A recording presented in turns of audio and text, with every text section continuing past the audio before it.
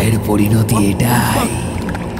এই ভান্ডার কারো নয়, কারো হবে না। সেই হাসি প্রতিধ্বনিত হল ফরিদপুরের অন্ধকার আকাশে।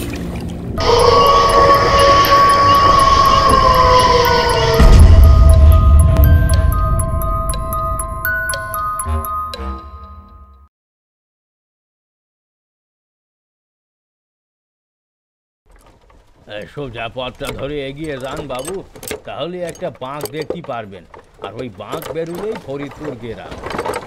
গদাধর গরুর গাড়ি থেকে নেমে একবার চেয়ে দেখে নিল গ্রামের পরিবেশটাকে। আলো ঝলমলে সকালে গ্রামের মেঠো পথ দিয়ে হেঁটে যাচ্ছে দইয়ের বাঁক কাঁধে মিষ্টিওয়ালা।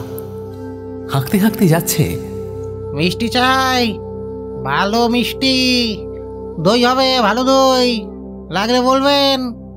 গদাধর নিকুঞ্জপুর থেকে লোকালয়ের পথ ধরে ফরিদপুরে এলো। দূর থেকে গ্রামটি যেন সবুজে আঁকা একটি ছবি। চারপাশে ধানক্ষেত, নারকেল, তাল আর খেজুরের গাছ। ভোরে গ্রামের লোক খেজুর রস নামায়। আমবাগান থেকে ভেসে আসে একটা মিষ্টি গন্ধ। আঁকাবাঁকা কাঁচা পথের চারপাশে বাঁশ ঝাড় এবং আমবাগানের সারি। শীতে শিশুদের কলরব এবং বর্ষায় কাদা হয়। সেই পথ ধরে হাঁটতে হাঁটতে গদাধরের মন ভরে উঠলেও হঠাৎ সে টের পেল গ্রামটা অস্বাভাবিকভাবে স্তব্ধ। নেই শিশুদের খেলা, নেই হাটের কোলাহল, সব যেন গম্ভীর। অবশেষে এক গাছতলা এসে এক বৃদ্ধকে সে দেখতে পেল, যিনি চুপচাপ বিড়ি টানছিলেন। নমস্কার খুড়ো, এখানকার পরিবেশটা কিন্তু বেশ শান্ত, তাই না? শান্তই তো বাবা, শান্তই। আগে না, ঠিক তা নয়, মানে লোকজনের মুখে মুখে হাসি নেই, যেন একটা কেমন ওই ওই থমথমে ভাব। কিছু কি হয়েছে নাকি? আরে বলিস না বাবা, এই কদিন আগে যা ঘটে গেল তারপর থেকে তো সবার মুখ ভার। কি হয়েছে খুড়ো? এই গ্রামে দুটি লোক মারা গেছে। তাদের একজনের নাম ন্যাপলা আর অন্যজনের নাম কানাই। দুটোই তরতাজা জোয়ান ছেলে ছিল। কেউ বুঝে উঠতে পারল না কি থেকে কি হলো। সবাই বলছে এটা নাকি সাধারণ মৃত্যু নয়, এর পিছনে একটা একটা কালো ইতিহাস জড়িয়ে আছে। কালো ইতিহাস? কিসের কথা বলছেন? শোনো তবে, এটা গ্রামবাসীর মুখে মুখে ফেরা একটা পুরনো গুজব। অনেকেই বিশ্বাস করে এই গ্রামে একটা রহস্যময় শক্তি আছে। যারা গ্রামের নিয়ম ভাঙে বা কোনো অন্যায় করে, তাদের উপর নাকি সেই শক্তি ভর করে। ন্যাপলা আর কানাই দুজনেই সম্প্রতি এই গ্রামের কিছু গোপন বিষয়ে জড়িয়েছিল। আর তারপরেই এই ঘটনা। কি গোপন বিষয়? হ্যাঁ, সোজা কথায় বলি, আমাদের এই গ্রামে একটা মন্দির আছে জানিস, বহু পুরনো, প্রায় 100 বছর আগের। লোকে বলে সেই মন্দিরে ছিল এক স্বর্ণ ভাণ্ডার। শুধু সোনা নয়, ছিল হিরে জহরত, এমন কিছু গুপ্ত সম্পদ যা নাকি কোনো রাজা মহারাজারও নেই। সত্যি? তাহলে তো সেই সম্পদ মানে এখন কোথায়? সেখানেই তো রহস্য। লোকে বলে এই ভাণ্ডারটি লুকিয়েছিল এক তান্ত্রিক। সে নাকি মন্দিরের ভিতরে এক গোপন কুঠুরি তৈরি করেছিল আর সেখানে সেই সব সম্পদ রেখেছিল। কেন করেছিল তার কারণ কেউ জানে না, কেউ বলে সে গ্রামের সম্পদ রক্ষা করতে চেয়েছিল, আবার কেউ বলে সে নিজের ক্ষমতা বাড়াতে চেয়েছিল। কিন্তু এই মন্দিরের সঙ্গে ন্যাপলা আর কানাইয়ের কি সম্পর্ক? বৃদ্ধ কিছুক্ষণ চুপ করে থাকলেন, তারপর বিড়িতে একটা টান দিয়ে ছাই ছেড়ে আবার গদাধরের দিকে তাকালেন। তার চোখে যেন অদ্ভুত এক ভয় মিশে আছে। তুই জিজ্ঞাসা করছিস না ন্যাপলা কানাইয়ের সঙ্গে ওই মন্দিরের সম্পর্ক কি? শোন, কথিত আছে যে এই গুপ্তধন খুঁজতে যায় তার সামনে একটা ভয়ঙ্কর লক্ষণ দেখা দেয়। কিরকম লক্ষণ? মন্দিরের সেই যে পাশে পুরনো দিঘিটা আছে, তার জল হঠাৎ করে কালো হয়ে ওঠে। আয়নার মতো সবুজ জলে হঠাৎই দেখা দেয় ভয়ঙ্কর অন্ধকার।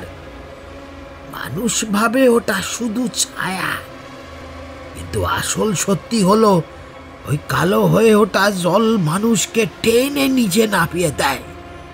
আর একবার যে তাতে নামলো সে আর ফেরে না। মানে ওই দিঘি তাহলে? হ্যাঁ বাবা, গ্রামের বয়স্ক লোকেরা বলে সেই তান্ত্রিক নাকি দিঘির জলে কি একটা অভিশাপ বেঁধে রেখেছিল, যাতে কেউ সেই ধনভাণ্ডারের কাছে পৌঁছতে না পারে। তাহলে কি ন্যাপলা আর কানাই ওই ধন খুঁজতেই গিয়েছিল? সবাই তাই বলছে। দুজনকেই শেষবার দেখা গিয়েছিল ওই মন্দিরের আশেপাশে। তারপর তাদের লাশ পাওয়া গেল দিঘির ধারে। দেহ জলে ভিজেছিল না, অথচ চেহারা কেমন অদ্ভুত বিকৃত, যেন কেউ তাদের ভিতর থেকে শ্বাস চেপে মেরে ফেলেছে। তাহলে তো এর মানে তারা সত্যি দিঘির অভিশাপের শিকার হয়েছে। এই কারণেই তো এই গ্রামটা এখন স্তব্ধ। কেউ আর দিঘির ধারে যায় না, মন্দিরের পথেও পা বাড়ায় না। অদ্ভুত ব্যাপার। তবে কি এই রহস্যের কোনো সমাধানই নেই খুড়ো? কে জানে বাবা, তবে কথা মনে রাখিস, যে মন্দিরের গুপ্তধনের স্বপ্ন দেখে সে দিঘির কালো জলে গিয়ে মরে। কালো জলে। গদাধর বিস্ময়ে চোখ বড় বড় করে তাকিয়ে রইল। বৃদ্ধ চুপচাপ বিড়ির টান শেষ করে হঠাৎ গদাধরের পিছন দিকে তাকালেন। গদাধরও ঘাড় ঘুরিয়ে দেখলেন এক মাঝবয়সী লোক, রোদে পোড়া চেহারা, চোখের কোণে ভয় আর ক্লান্তির রেখা। আস্তে আস্তে তারা দুজনের সামনে এসে দাঁড়ালো। এই যে এলো হরিদাস, ওই একমাত্র মানুষ যে ওই অভিশপ্ত অভিজ্ঞতা থেকে বেঁচে ফিরেছে। আপনি বেঁচে ফিরেছেন? মানে আপনি নিজে ওই গুপ্তধন খুঁজতে গিয়েছিলেন? হ্যাঁ বাবু, আমি লোভের বশেই গিয়েছিলাম।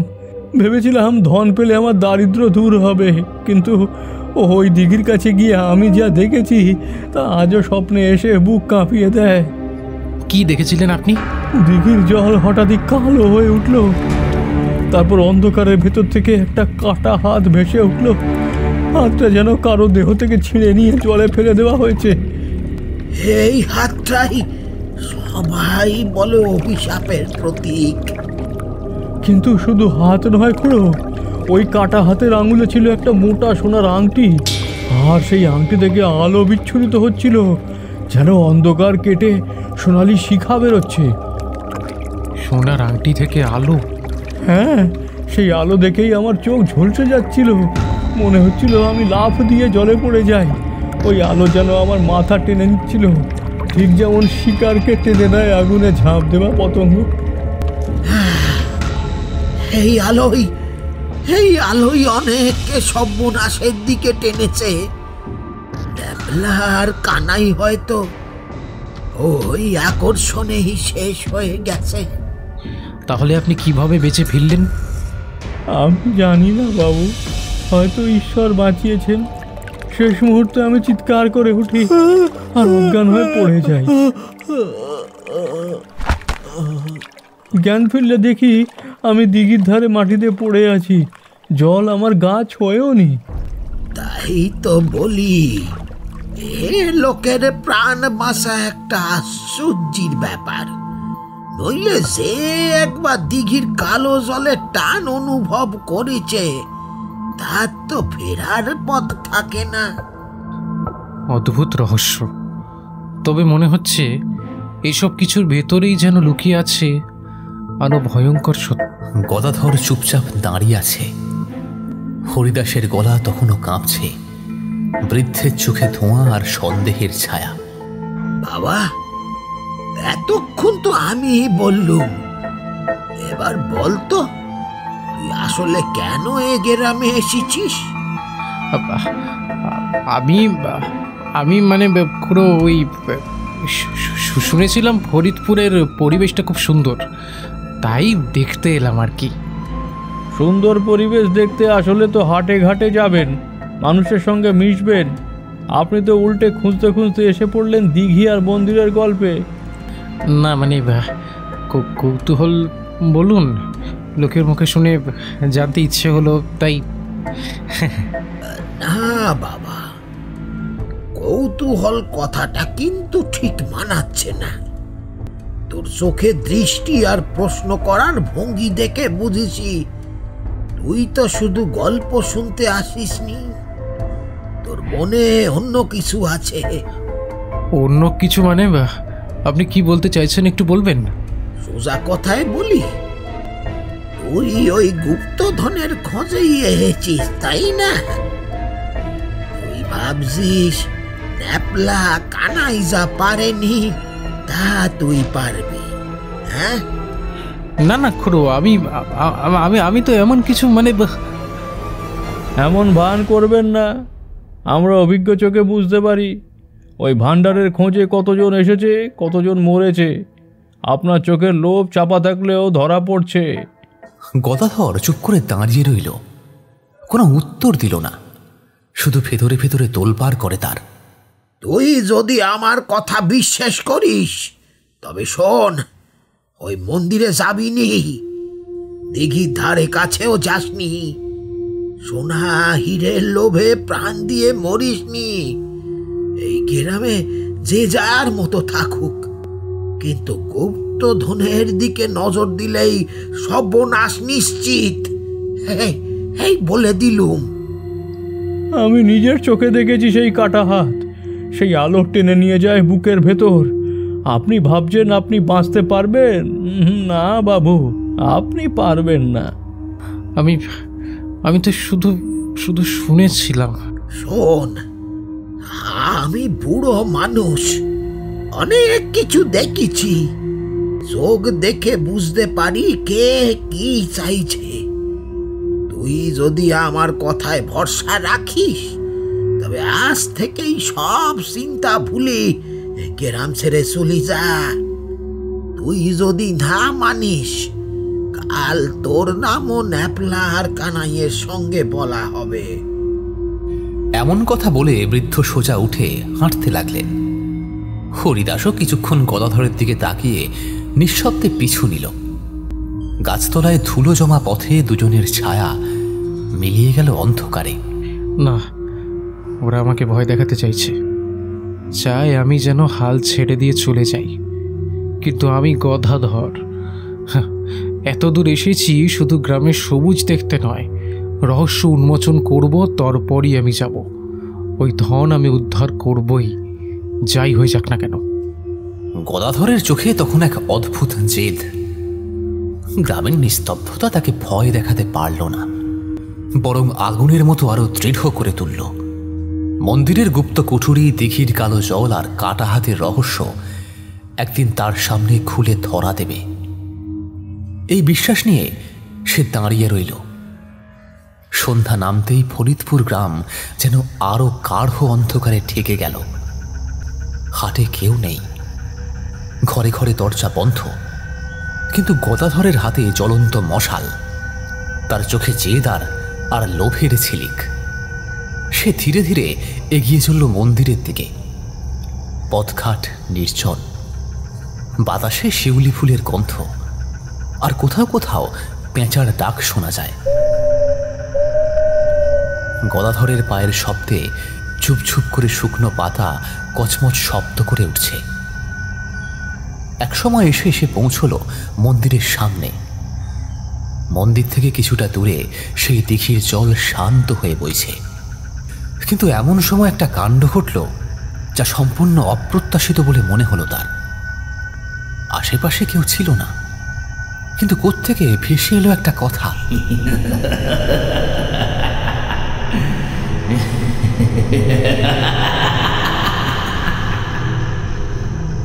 ফিরে যা, ফিরে যা, এ পথ তোর জন্য নয়, ফিরে যা। গদাধর হকচকিয়ে তাকালো, কিন্তু কাউকে দেখতে পেল না। আমি কারোর ভয় করি না। হ্যাঁ, লোভ নয়, অধিকার খুঁজতে এসেছি। শতবর্ষের ধন আমার হাতেই ধরা দেবে। ঠিক সেই সময় গ্রামের চারপাশ থেকে কয়েকটা শিয়াল একসাথে ডেকে উঠল।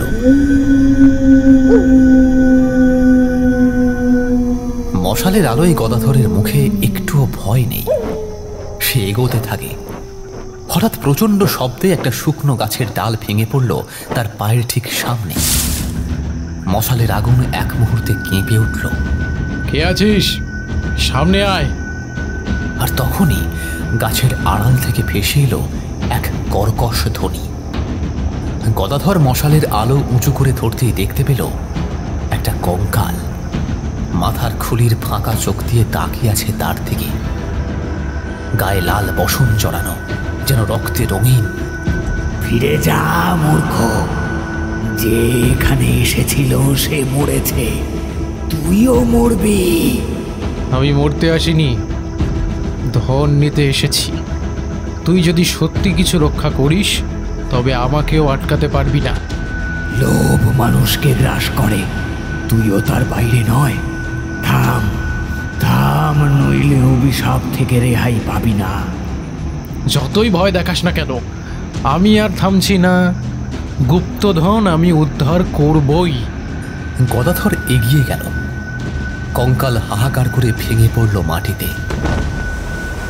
ঠিক তখনই দিঘির জল হঠাৎ উত্তাল ঢেউ তুলল। ঢেউয়ের শব্দে কেঁপে উঠল চারপাশ। আকাশের পূর্ণিমার চাঁদ মেঘ সরিয়ে সাদা আলো ফেলল দিঘির ওপরে। অথচ সেই আলোয় দিঘির জল ধীরে ধীরে কালো হতে শুরু করল। এসো, এসো, আলো তোমাকে ডাকছে, এসো। না না, আমি যাব না। আমি আমি এখানে দাঁড়িয়েই। কথা শেষ হওয়ার আগেই দিঘির কালো জলের ভিতর থেকে বেরিয়ে এলো একটা কাটা হাত। তার আঙুলে সোনার আংটি, আর সেইখান থেকে একটা সোনালি আলো গদাধরের চোখে এসে পড়ল। না, আমি যাব না। আমি যাব না। কিন্তু গদাধরের পায়ে যেন নিজের নিয়ন্ত্রণ নেই। সে নিজের ইচ্ছার বিরুদ্ধে দিঘির ধারের দিকে এগোতে লাগলো। মশাল হাত থেকে পড়ে গেল। সে বুক চাপড়ে চিৎকার করল, বাঁচাও, বাঁচাও, আমি যেতে চাই না, বাঁচাও। কাটা হাত গদাধরের কোমরটা চেপে ধরল। কালো জল হাহাকার করে গিলে নিল তাকে। তার শেষ চিৎকার ডুবে গেল জলের মধ্যে। পূর্ণিমার আলোয় ভেসে উঠল শুধু কয়েকটা বুদবুদ। ঠিক তখনই বাতাসে ছড়িয়ে পড়ল তান্ত্রিকের অট্টহাসি। বাঁচাও, বাঁচাও। লোভের পরিণতি এটাই। এই ভান্ডার কারো নয়, কারো হবে না। সেই হাসি প্রতিধ্বনিত হল ফরিদপুরের অন্ধকার আকাশে, আর গ্রাম যেন আরো স্তব্ধ হয়ে গেল। দিঘির কালো জল আবার শান্ত হয়ে পড়ল, যেন কিছুই ঘটেনি।